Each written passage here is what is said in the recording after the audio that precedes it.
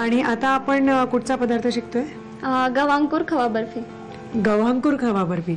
म्हणजे हे सगळेजण जे काय पौष्टिकतेच्या मागे लागलेले आहेत. बरं, साहित्य सांग. वाटलेले गव्हांकुर, पिठी साखर, खवा, जायफळ पूड, बदामाचे काप, त्यानंतर खोबरं आणि साजूक तूप. साहित्य तुमचं लिहून झालेलंच असेल आणि आता परतायचं ना एकावर एक.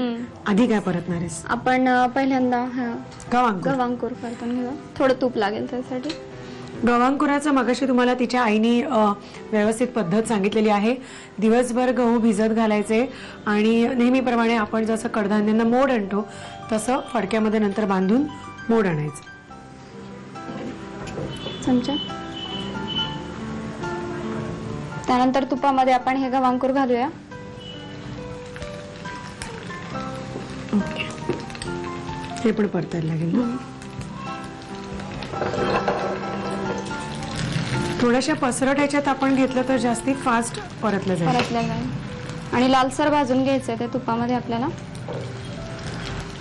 तुला हे कोणी शिकवलं? मम्मीने शिकवलं. मम्मीने शिकवलं. आणि तू कधीपासून करायला लागलीस जेवण? मी 12वी पासूनच हे करते सगळं. हा, हो. 12वीच्या सुट्टीत वगैरे प्रयोग सुरू केले? हो. हरकत नाही, असंच असतं. 10वीच्या सुट्टीत, 12वीच्या सुट्टीत सगळ्या मुलांनी आपल्या आवडीचे पदार्थ तरी निदान शिकायला सुरुवात करायची. हे लालसर झालेलं आहे. आपण त्याच्यामध्ये खवा टाकूया आता. किती घालू ग खवा? थोडासा घालायचा, एक 3 चमचे. बस ना का लागेल? अजून थोडा. हा, बस. गव्हांकुराप्रमाणे हे पण आपण परतून घेऊया. व्यवस्थित एकजीव पण होईल परतता. मला सांग, हे परततोय आम्ही तोपर्यंत मला विचारायचंय की तू आता इथे तुझ्या भावानी आम्हाला सांगितलं, इथली बरीच माहिती सांगितली. इकडे आपला जो वनविभाग आहे घोडेगावचा, तर तिथे बिबटे पिंजऱ्यामध्ये आहेत, म्हणजे जेरबंद केलेले. तर तुम्ही जाता की नाही तिकडे भटकायला कधी? भटकायला म्हणजे आमचं डीएड कॉलेज त्याच रोडला होतं, त्यामुळे तिथे वनविभाग जो आहे तो आम्ही दररोज एसटीतून वगैरे पाहायचो. असं खास भेट द्यायला कधी जमलं नाही. अरे, बंक करून गेले नाही वाघोबाला भेटायला?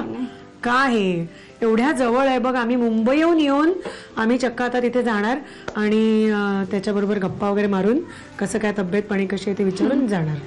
आता संध्याकाळी तू पण चल आमच्या बरोबर. नक्की. हा, आम्ही आता शूटिंग संपलं की मग आम्ही तिकडे वाघोबा बघायला जाणार आहोत आणि भटकून येणार. ओके, हे परतून आपण थोडीशी आता पिठी साखर घालूया आणि आपल्याला जायफळ पावडर, खोबरं आणि बदामाचे काप घालायचं. खोबरं घालूया थोडस.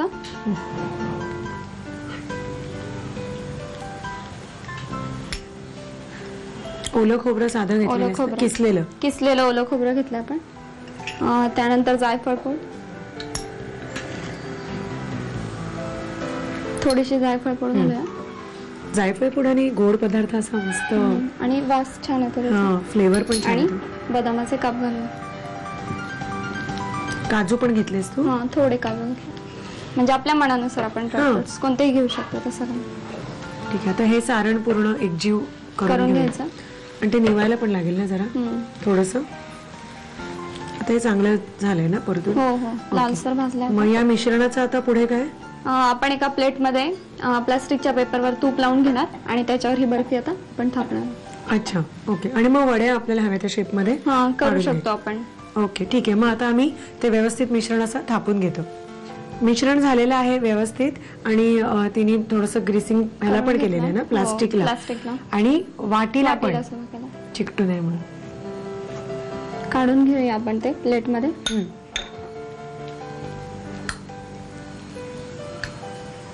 एक साधारणतः 15-20 मिनिटं लागतात ते सेट व्हायला ना ग? अर्धा तास मॅक्सिमम. आपण आता वाटेने ते पसरून घेऊया व्यवस्थित. आणि मग आपल्याला आवडेल तसा छोटा चौकोनी म्हणा किंवा शंकरपाय म्हणा, जसा आवडेल तसा शेप त्याला द्यायचा, आपण देऊ शकतो. ठीक आहे. मिश्रण आम्ही पसरवून घेतो आणि वड्या तयार करतो त्याच्या. तोपर्यंत तुम्ही साहित्य आणि कृती घ्या. गव्हांकुर खवा बर्फी बनवण्यासाठी लागणारं साहित्य: भिजवून वाटलेले गव्हांकुर, पिठी साखर, खवा, जायफळ पूड, बदामाचे काप, खोबरं आणि साजूक तूप. कृती: प्रथम पॅन मध्ये साजूक तूप गरम करून त्यावर गव्हांकुराची पेस्ट परतून घ्यावी. त्यामध्ये खवा, पिठी साखर, ओलं खोबरं, बदामाचे काप आणि जायफळ पूड घालून मिश्रण घट्टसर शिजवून घ्यावं. ताटाला तूप लावून त्यावर तयार मिश्रण थापावं आणि त्याच्या वड्या पाडाव्यात.